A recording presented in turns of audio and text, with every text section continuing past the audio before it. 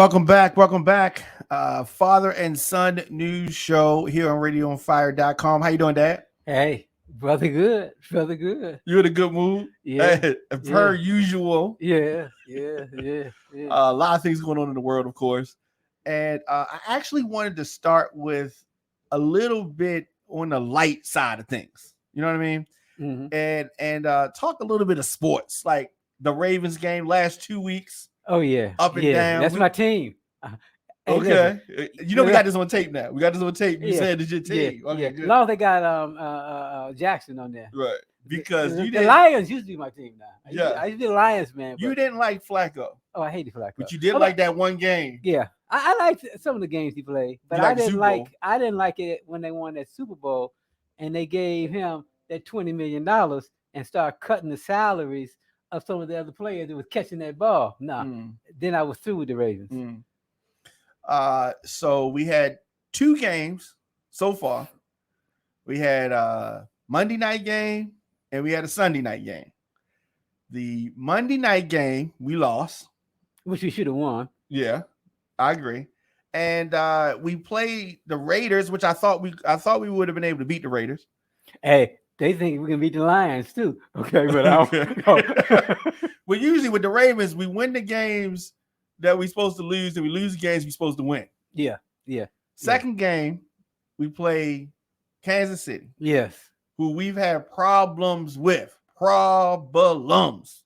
Everybody's had problems. Right, everybody's had problems. You talk about the second best team in the league. They were in the Super Bowl runner up, and then they were Super Bowl champions before that, and they knocked us out of the playoffs before.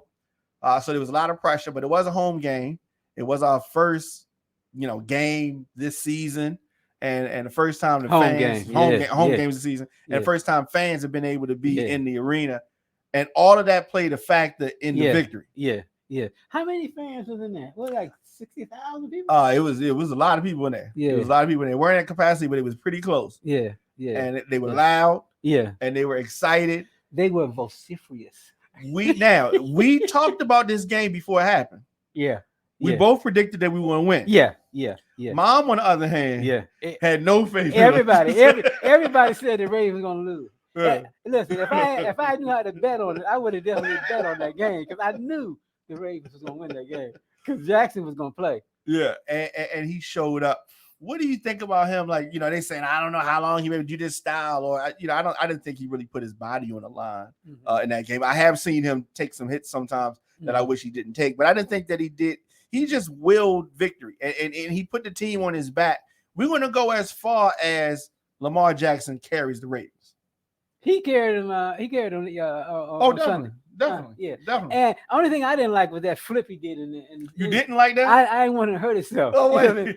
That was a nan. He's like, I can do this one. Right. That's one of the ones you do in the bed. If he had landed on his feet, you know what I mean? But he landed on that hip. And he said at the end of the game, they said his hip was hurting. But I've done that plenty of times as a kid on the bed. Yeah, right. But that's totally different than landing on the turf. How old is he? Lamar? Yeah, 24. Yeah. Well, he can do that. He can do that. He's 24. He ain't gonna do that at 28, but 24 he'll do that. So you mentioned the Lions. Yes, Lions is your team. We're coming to Detroit now. We're coming to Detroit. Hey, Pumpkin Henry, we coming now. Okay. Those some of your people from back in the day. Yeah. What are your predictions for this Sunday 1 p.m. Ravens versus the Lions? Well, to tell you the truth, I don't know anything about the Lions. Okay, I don't even know that black quarterback. I don't know anything about them. But I know all about the Ravens, and y'all in trouble. Okay. Ravens are in trouble? No. Oh, Lions are in trouble. Lions is in trouble. Yeah. Okay, and they know they're in trouble. Can this team go all the way? Can this? We're gonna be in the Super Bowl. Okay. We're gonna be. I don't know who we're gonna be playing, but I guarantee you we're gonna be in the Super Bowl. Forget the playoffs. We're gonna be in the Super Bowl. Okay, that's a big prediction. That's a big prediction. I'll put some money on that too if I know how. That's a big prediction. Oh, yeah. And I'm glad that you feel like that. And so we are talking about the Ravens and NFL. Other than that, did you watch any of the other games? No.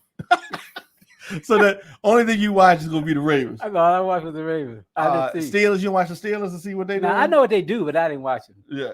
Okay. Yeah. All right. That's why I don't even know what the Lions have. I don't even know any of the team. Is it all white team? I don't know. I know nothing about the Ravens. Tell me this before we get off this subject, because we don't talk sports on air too much. No. What are your thoughts on the reason that the commentators never seem to like the Ravens? They're always rooting for the other team. They're always talking us down, and they don't seem to respect Lamar Jackson because he plays a different style. I mean, what's going on there?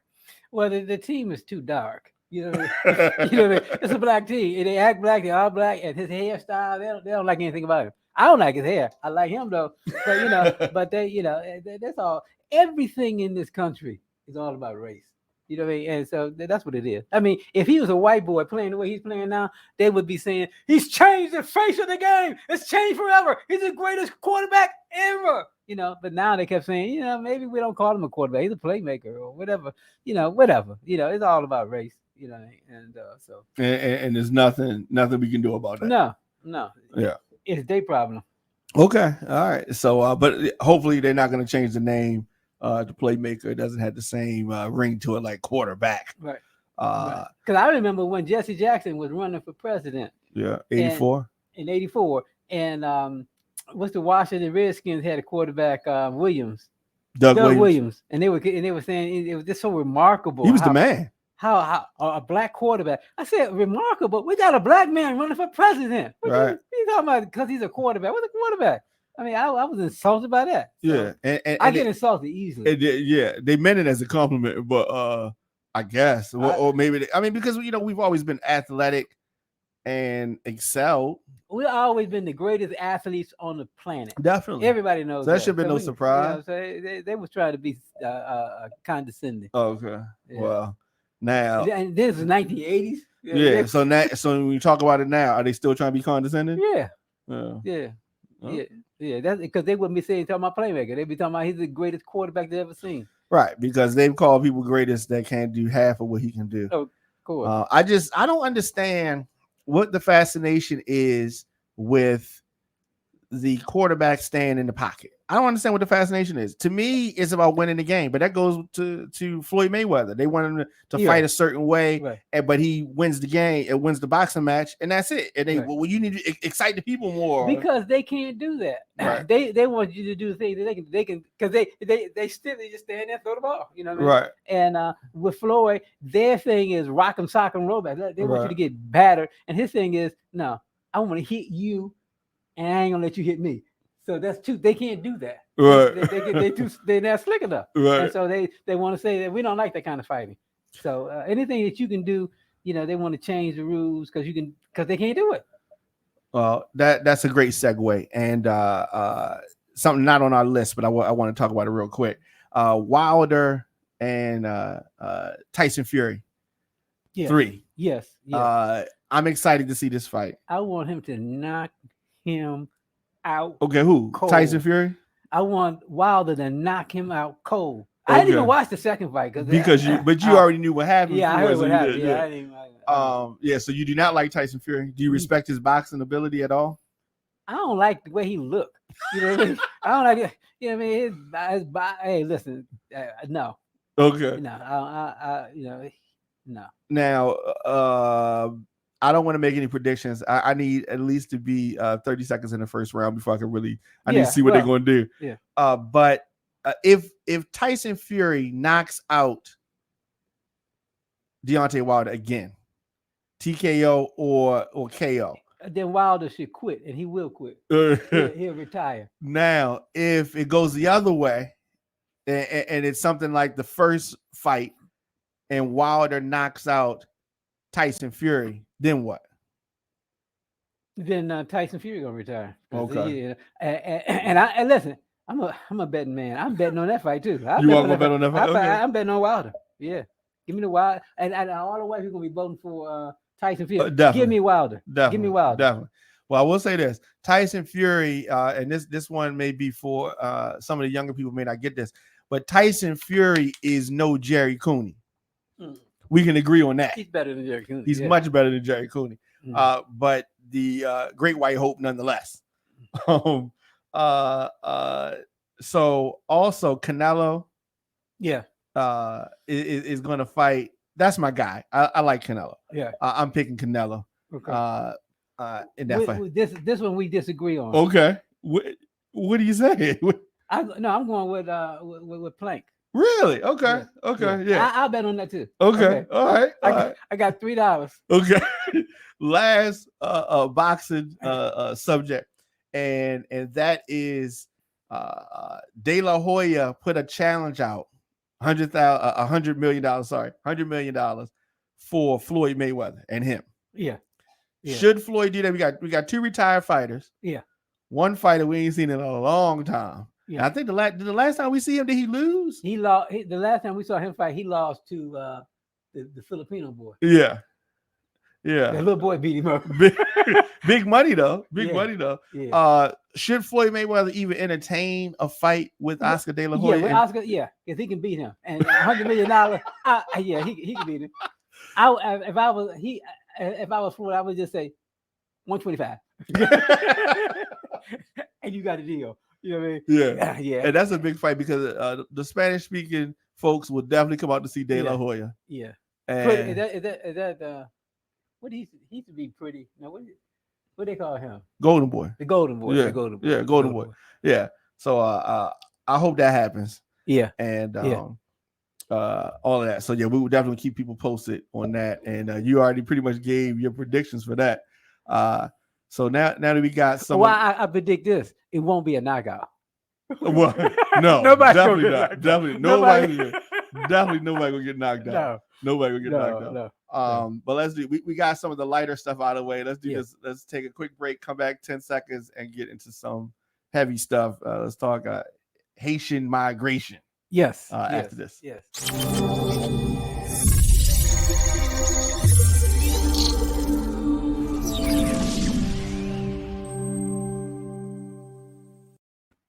Okay, and we are back.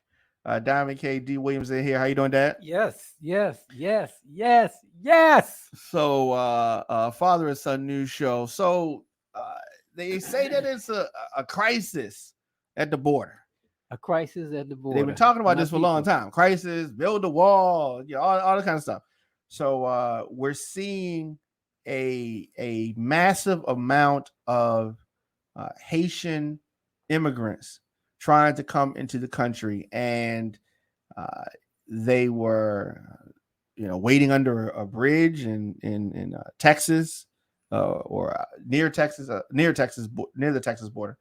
And initially when I saw it, but I just assumed, not really paying attention, these are Mexicans, Spanish speaking folks, and when you brought it to my attention that no, these are Haitians, I'm just, no, it's not Haitians. What are you talking about? It's not Haitians. It's nowhere near Haiti. What are we talking about? And then how did they get to Texas? How did they get there? and then you said it, and then and I'm looking again, and but they are Haitians. What is going on? And so we have this huge surge of Haitians wanting to come into America, and we're seeing some terrible images. The optics look really bad of white folks on horses and our Haitian brothers and sisters. Like, what is going on here? Yeah, it's sad. And listen, I got all the sympathy in the world for Haiti because my son-in-law is Haitian. I mean, I was supposed to work in Haiti back in the 80s. I just feel bad, and Haiti has been catching. I mean, the president was assassinated a couple of weeks ago, about a month ago. I mean, and the hurricanes, and I mean, and then that what they had to pay $100 billion. How many billions of dollars Haiti had to pay to France? I mean, the whole world has been against Haiti, and I believe in building up Haiti.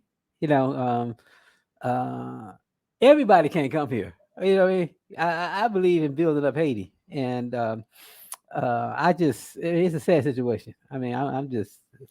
Yeah, so you're I was thinking the same thing. You're leaning more towards let's build up their country as opposed to trying to bring, their country, their citizens here. Yeah. Because I mean, how do we do that though? Where how do we do that? Is it through the government? Is it through these foundations from America? Like, how does that? It's enterprise. It's doing business. I mean, because I was supposed to go to Haiti back in the 80s, and it was for a Latin American trading company. They was setting up a factory in Haiti, zipper to make zippers, and but it's business. I think the only thing I knew that Haiti was making, they used to make baseballs. They used to make the baseballs but you got to do business. You got to create, you got to create opportunity for them to be business people and to build a business and build Haiti up. I mean, Haiti's a great country. These are great people. Yeah. And I don't, yeah.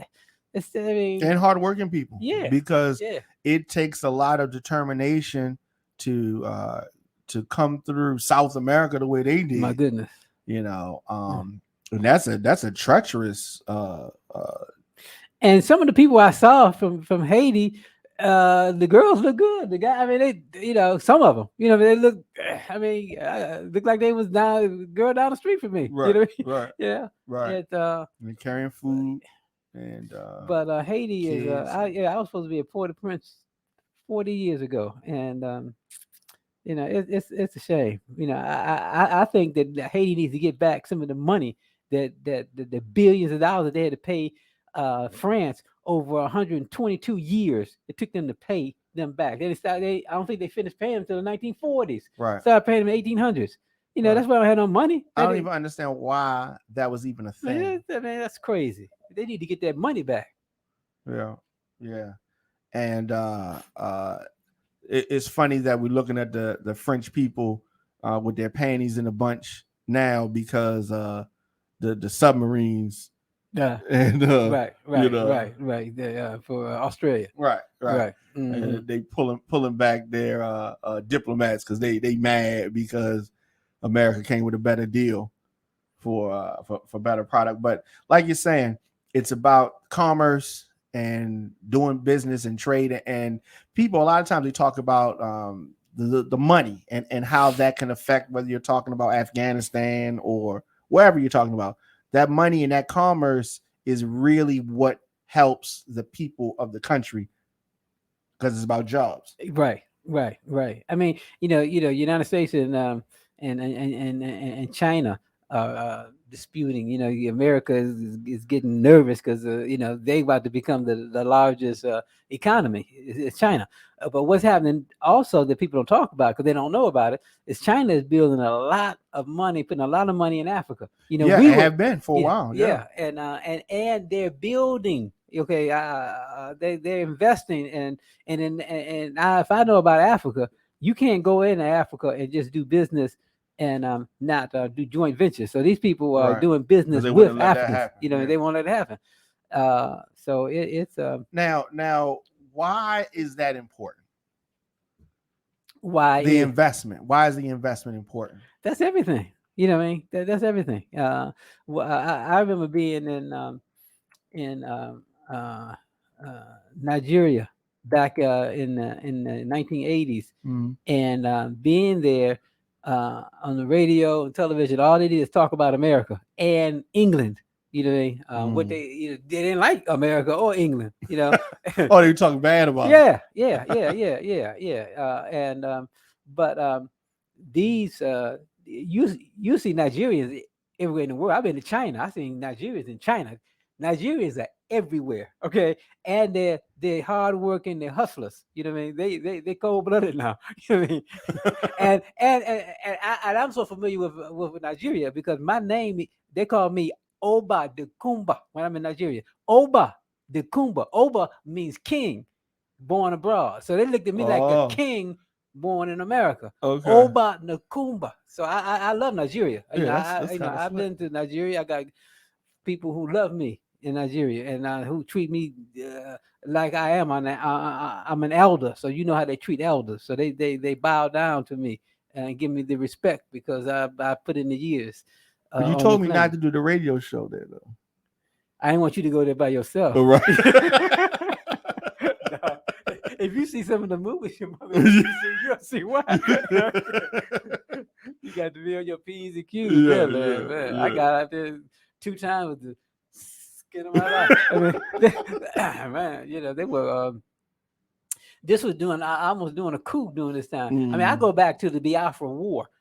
Most people don't even know what the even Nigerians don't even know what the Biafra War was. That's been in the 1960s when they were having a civil war, and they had bombs. They had this was unbelievable, So we as a people are the greatest people on this planet, and we got to, that's the only thing that holds us back. And even in America, we got to know we got the Midas touch. Just as we talking about sports, everybody in the world know we're the greatest people in sports. Yeah, we do everything. We talk about orators. Who are the greatest speakers? Orators.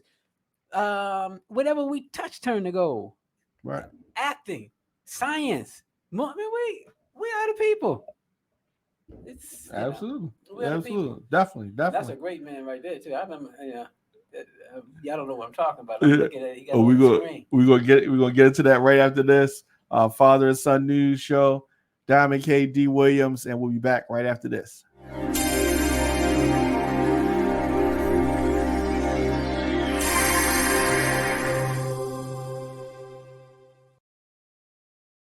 Welcome back. D. Williams, Diamond K. in here, and before we go, I always like to finish it off with some great person we have a conversation about. Yes. Today, I want to talk about Marcus Garvey. Marcus Garvey. A lot of people have heard the name Marcus Garvey, but may not know everything that they need to know. What stands out to you about the late, great Marcus Garvey? Marcus Garvey was,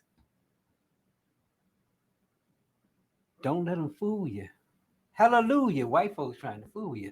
So Marcus Garvey was a great black man. He wasn't even American. He was from Jamaica. Yeah. He was a great black man. Powerful. What I remember in reading about Marcus Garvey, I gave a speech once, and I used Marcus Garvey's word. Marcus Garvey said, you know what he said? He said, greatness, hallelujah, greatness is measured by the impact that a person has on your life. Could be a country, a senator, the impact that a person has on your life. And I said, that's greatness. Greatness, the impact that a person has on your life. Greatness.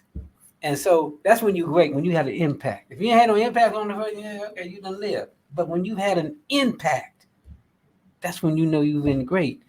Marcus Garvey was a great man. He preached black pride. I mean, this is in the 1912. That was a very tough time for black people in this country. Yeah, that was unbelievable to have that courage. And he said, go back to Africa and let's build Africa. And I have a lot of respect for Marcus Garvey. Yeah. And like you said, born in Jamaica, same. Don't know if you knew this or not. Same birthday as my sister Shawan. Right, August 17th. Yeah. And so he saw a lot, did a lot, preaching black nationalism and Pan-Africanism. So a lot of that talk of going back to Africa and leaving this country and other countries and going there originated or really make popular by him. And you know what? One thing you said, you said what's so important about commerce? And like you said, commerce was so important. Now here's a brother we're talking about in the early 1900s, built a ship. Okay, wanted to build a ship, but the only problem was with that ship, he had to deal with white folks that don't like him anyway. Right. We we weren't building no ships. Okay, and so he got taken advantage of a lot because of who he had to deal with. I got to negotiate with my enemy. And so he ran into a lot of problems negotiating and getting things done. Because I can't go to a black guy to get the steel from, and I got to get my steel from this guy, and so that was the problem that he ran into a lot, and that's why it's important. And I've always stressed this to my kids: we got to build, we got to make things. You got to be in business. This make the world go round. We as black people in America, we're consumers, so we sit on the sideline and watch the whole world just maneuver. And we got to jump in. You know what I mean? I remember I started making underwear in 1980. I didn't know about underwear, but I had a factory that could make them in Jamaica, and I jumped in. You go for it. We only got one life to live. Go for the stars. We're gonna die anyway. What you scared of? So we gotta go. Yeah, definitely. And I'm glad you said that. And that's something that you've always said to me. I didn't always get it, because when you first started saying that, I was very young. Yeah. I was he was 3. I was talking to him like I'm talking right now. I know that's crazy. What is he talking about? Yeah. You know what I mean? But Marcus Garvey, as you said, great. And so his was a separatist movement. Is that fair to say? Yeah, because he saw how we were treated. I mean, what else conclusion could you come up with? Mm-hmm. We need to separate for people that they hang you, they try to rape you, they try to kill you, they won't pay you. You know what I mean? Right. So yeah. Right. Yeah. Right. And we were talking about commerce and economic empowerment. And this is something that is achievable. Yeah. You were talking about the consumer mindset that a lot of us have, and which that's still okay as long as the goods that you're consuming primarily come from black people. That's right. We need consumers. Right. But you need to do business with your own people. Right. And that's the thing. We just need to re-educate this mindset that the quality stuff only comes from people other than us. Right. I just got on Facebook, a friend of mine, Vicky in Detroit, sent me it was about a gas station in Detroit. There was black-owned gas station. I mean, I love that. That need to be the number one gas station in Detroit. And I remember going into a grocery store here in Baltimore. It's no longer in existence, called Apples and Oranges. My wife, everybody knows me as giving my business to black restaurants, black stores. That's the first thing I go out of my way. And I remember going to this supermarket, one of the best feelings I've felt in my life. Went to the supermarket with my wife, and the manager of the store, when we came in, she said, "That's them." And then the man that she was talking to, he owned a restaurant called Darker Than Blue, a restaurant. He said, they come to my restaurant. And the other person said, he come to my restaurant. They start clapping. They say, "These is black folk." I start crying. Because that's what we got to do. Why you ain't clapping for me to come to their store? All right. They were happy that you were there and appreciated your business. A lot of times we go places where they don't respect our business, don't respect our money. Mm-hmm. And that's like that hurry up and buy kind of mentality that you see from other races. And look at this comment right here on the screen, on that screen. You see that right here? On the screen? No, that one right there. No, okay. Right here. We are so lost sometimes. Oh, time for change. Yes. What does that mean to you when they say that? Talking about black people. Yes, we do. We got to change, and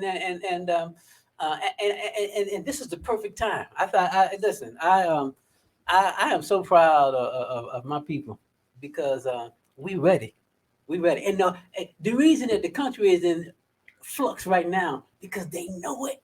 Yeah, they feel it. They say change gonna come. That's where Sam Cooke song. Change is gonna come. They know it.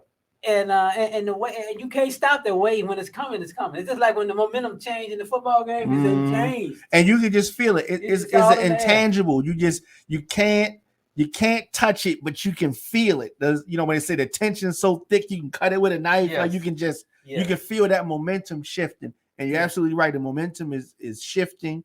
Has shifted. It's been shifting for a while. Yeah. But right now is a better time than ever before. Yes. Yeah. Better time than ever before, because we have a lot of people making money, and we have a lot of Black folks with means, and everybody needs to buy something. You were talking about gasoline, right? And I heard Mom talking about a couple weeks ago a Black company that have toilet paper. Yes. You know what I mean? These are just things that you have to have. You can't, you get just the basics. And if you're able to make sure that you get the basics, it's just the basics. It's like food, water, liquor, clothing, toilet paper, basics. And I just went online and I did a little spot for a friend of mine. She has a Walter, good friend of mine. His daughter just had published a book called Black. See there, it's Black Hand. No, Brown Hands, Black Schools. Okay. Brown Hands, Black Schools. I just bought it. I like that name. Yeah. I just bought a book for my grandson's birthday this next week, and but that's what we have to do. I mean, I had to go online. It wasn't easy. I got to go online and order the book. Right. And so no, the greatest feeling in the world that I found in my life is doing business with your people. Giving you my money and you giving your money. Right. Other nationalities do that automatically. That's what they do. And it doesn't matter what it is. You know what I mean? It doesn't matter what it is. They do that. Like, even though we see other races set up shop in our communities, and we've seen that over the years, right? Neighborhood that we grew up in, the Asians had a supermarket there. They had a mechanic there, but had you ever seen them shopping in the community themselves? Never. They spent their money in their own community. You know what I mean? And we have to do that same thing. But for so long, it's been other races and other nationalities infiltrating our communities, in our lifetimes. And for the longest time, and the generations before me, I guess in your generation and generation before that, things were different, but it switched, I guess, like mid 60s, right? Or late 60s, it started to really switch. And we started having these other nationalities coming in. Right. And when I was raised in Detroit, and I was raised, we had a lot of party stores, Black-owned party stores. And like, what's it? What you mean? What kind of Black-owned? It's like a corner store. Okay. Party. Like, so you can get like all the little stuff that you need without necessarily leaving the neighborhood. Right. And then now it's all owned by Arabs. They've taken over it in Detroit. I came back maybe 15 years later, and I'm gonna start crying. It remember me that movie. So this lady was in the car, and she was got trapped in New York, in Harlem, white lady, and then she said, "Where are all the white people?" and I came and I said, "Where all the Black people go?" So when you left Detroit and came to Baltimore, what was it like there then? Were the Arabs there then? No. When I left, they were coming. But it wasn't like it is now. But there was still a lot of Black-owned stores. Yeah. Black people had money when I left Detroit because they were working at the factory was strong. But yeah, they had stores and we were. But it's changed now completely. The Arabs have taken the whole city over. The whole city, not just certain sections. No, the whole city. The whole city, and the largest population of Iraqis outside of Iraq live in Michigan, Dearborn, Michigan. There's more more Iraqis live there than anywhere else in the world except for Iraq. Wow, I did not know that. Oh yeah, and they. But that means that they run Detroit. Right. Yeah, so there's power in that. But even when you look at that, it's unity. They had to unify, and then each one taught one, and then a bunch of folks was there, and they told people we need to go there. It's such and such and such and such to live there, and then such, and then it just came and it just came and it just came. And they come and they have a plan, because you look at the Indians, India, they got a lot of 7-Eleven stores now, and they got little motels, you know what I mean? But they have a plan. I remember going to the NAACP. I said this before. Going to NAACP when we used to manufacture underwear. I said we could get a monopoly on underwear for our people. We control that market. Right. You have to control something, But we weren't business people. So they thought I was crazy. They got fruit balloons and hangs. I said, but is that what they said? Yeah. I said, but that's not us. He said, they ain't go buy underwear just because they black. I said, well, they need to. We had to show them how. You know that mindset still exists. Yeah. That mindset still exists. It's unfortunate because I have heard people say to me, "What, I'm supposed to shop there just because they black?" Yeah. And they'll question it. I've seen people online say it. When you go, and of course it's happened to you, but I've said this many times, but I want you to tell me what you think that people should do. When you go to a black store, black person, and let's say something doesn't go the way you want it to go. Let's say the experience wasn't pristine. It wasn't the best experience that it could be. You left unhappy. Maybe they didn't do something that you like.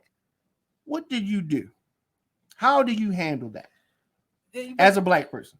You have to tell them because they don't know. You go to the manager, you have to tell them. You know what I mean?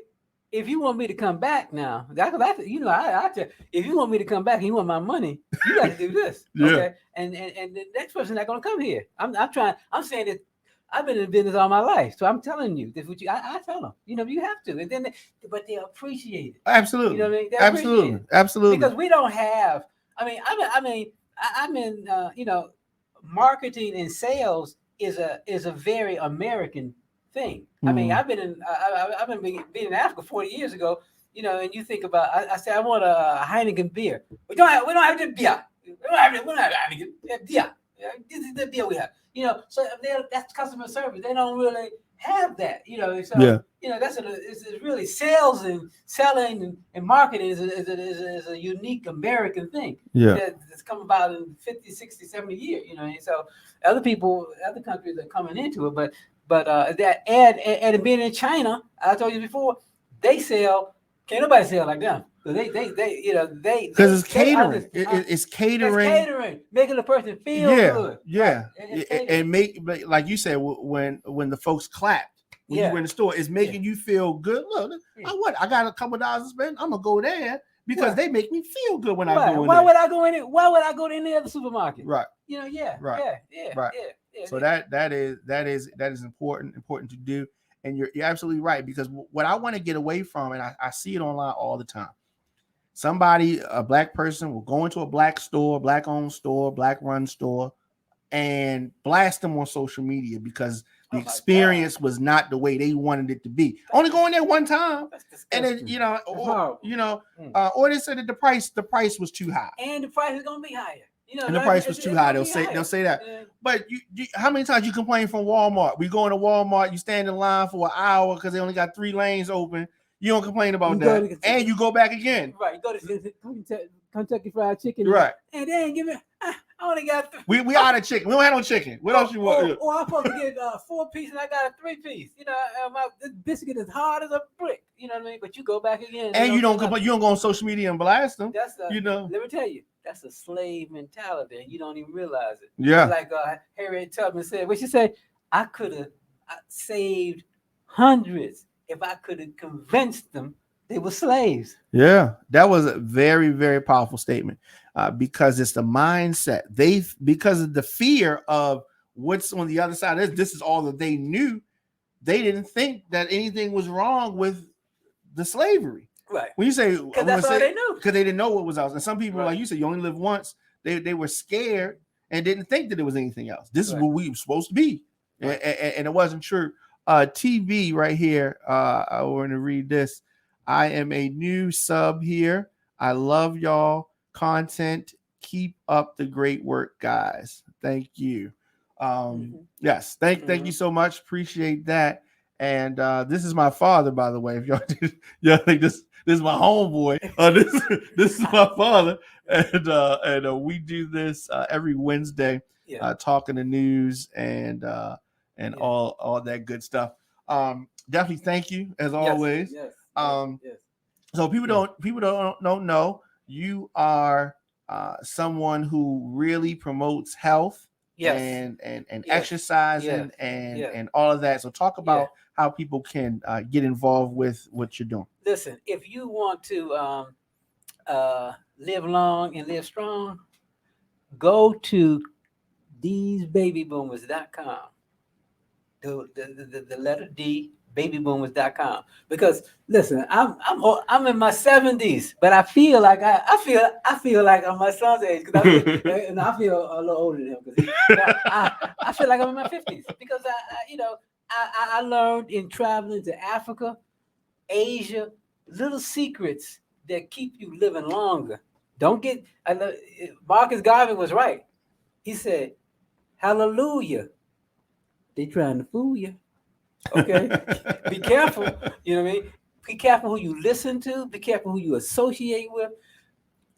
Everything need to be done out of love. You need to love yourself enough to take care of yourself. You need to love yourself to do business with your people. Go out of your way. You got to go out of your way to do business with black people because they all on the other side of town. Only got one store, but you got to go there. You know what I mean? You got to love yourself, and that's what I instill in my children. You got to love.